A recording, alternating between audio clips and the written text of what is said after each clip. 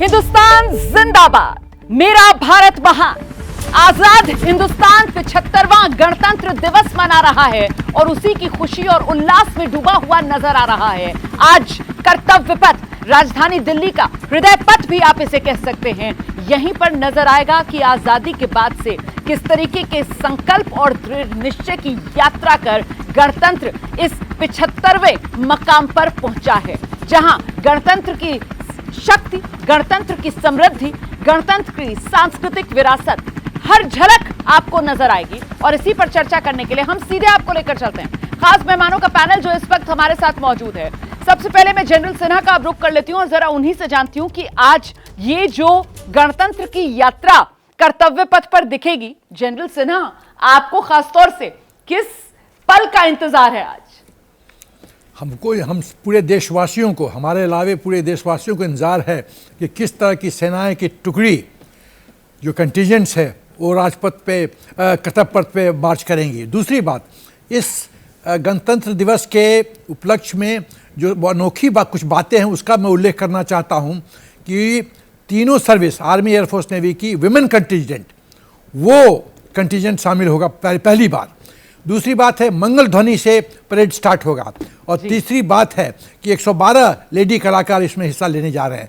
तो आप देखिए कि और सर मैं ये भी जोड़ दूं कि ये जो मंगल ध्वनि और आपने बताया कि ऐसे 112 महिला कलाकार होंगी, अलग अलग राज्यों के जो लोकल वाद्य यंत्र हैं वो बजाती हुई ये महिलाएं गुजरेंगी और इससे परेड का प्रारंभ। जी जनरल सिन्हा, अपनी बात पूरी कीजिए। मुझे खुशी इस बात की होती है कि 1947 के बाद भी अंग्रेजों की जो छाया थी वो हिंदुस्तान पे दिखती थी और किंग जॉर्जेस का इंडिया गेट पे स्टैचू होना इस बात का प्रतीक था।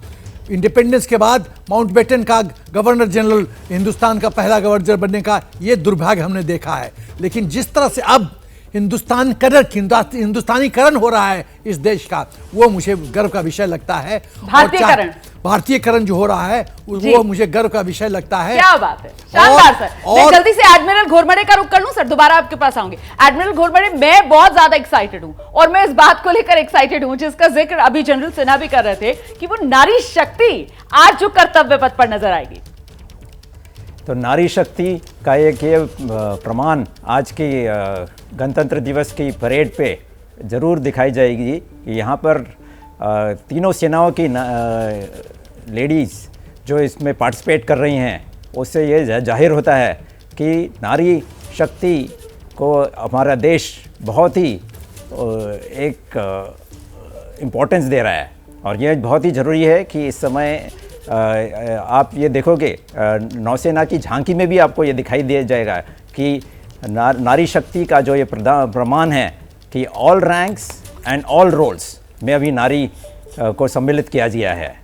और इससे देश की यही प्रगति होती है जहां नारी का सम्मान किया जाता है। और यह देश हमारे लिए एक गर्व की बात है।